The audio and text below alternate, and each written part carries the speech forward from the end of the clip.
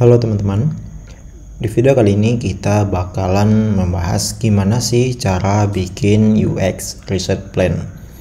Oke, kalau teman-teman tahu, ketika kita pengen bikin suatu produk, baik itu aplikasi atau website ya, baiknya kita harus melakukan riset terlebih dahulu.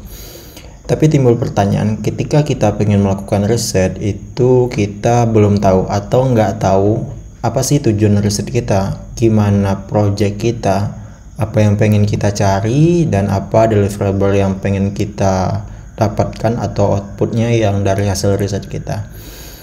Biasanya kita teman-teman bisa menggunakan moodboard seperti ini, namanya UX Research Plan, dan beberapa komponen yang bisa teman-teman gunakan untuk membantu research plan teman-teman, mulai dari project briefnya, backgroundnya, research goalsnya, hingga metode apa sih yang bakalan digunain di dalam planning atau metode apa yang teman-teman akan gunakan untuk melakukan riset nantinya.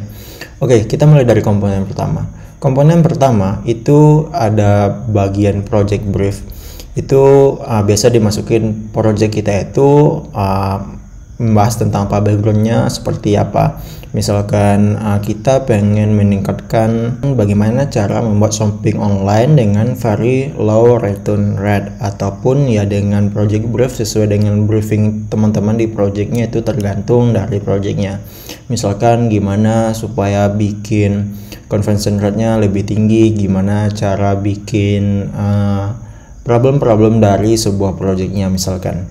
Yang kedua, ini backgroundnya teman-teman bisa masukin juga, contohnya di sini karena digitalisasi dan COVID, semua ada dalam shopping online berubah jadi online misalkan, dan 30% dibeli dikembalikan lagi dan membuat perusahaan rugi banyak biaya atas pengembalian tersebut. Dan di sini lebih ke background dari project yang teman-teman bikin. Dan yang ketiga itu namanya research goal, dan ini ya yang cukup penting karena ketika kita pengen planning ya kita harus jelaskan terlebih dahulu pasti goals dari si project kita tadi.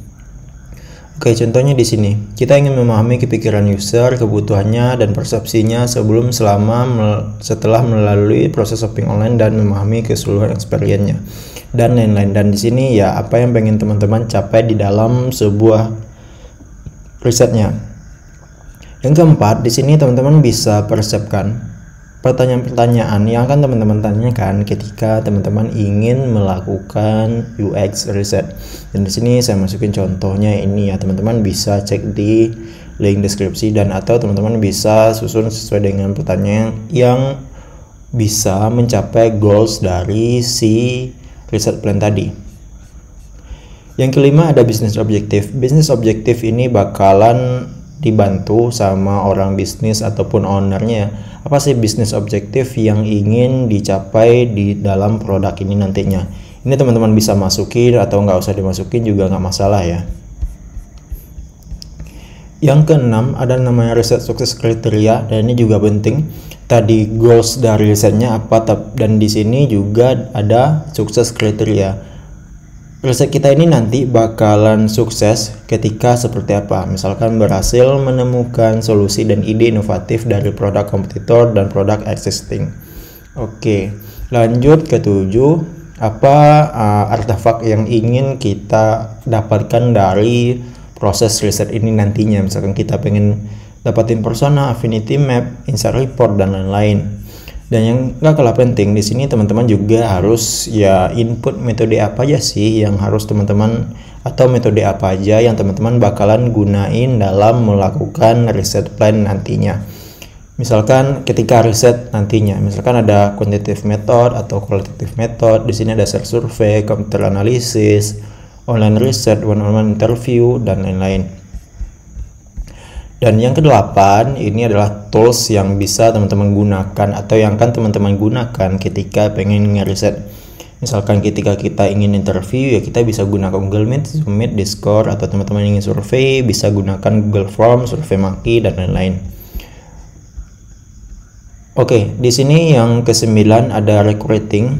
Itu ya misalkan teman-teman itu pengen interview ke tipe responden seperti apa sih, misalkan digital native, umurnya segini, 20-38.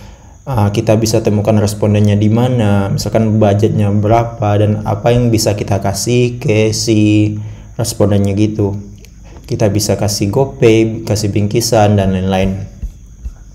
Dan ini adalah komponen-komponen yang bisa teman-teman masukin ke dalam sebuah reset plan-nya, di mana tujuan untuk bikin reset plan ini ya supaya kita tahu project kita itu seperti apa, objektifnya apa, suksesnya apa, ketika kita melakukan riset metodenya apa, supaya nanti dengan tim yang lainnya kita sama align dan sama-sama paham project kita ini dibikin seperti apa, mau dikemanakan, dan bagaimana proses untuk mendapatkan datanya.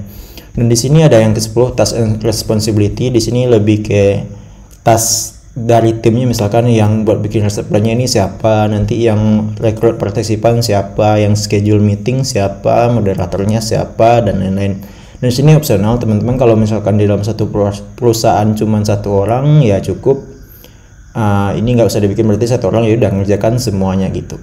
Jadi itu adalah reset plan, teman-teman bisa pelajarin dan dapatkan di community ya, UX reset plan dan knowledge board di sini.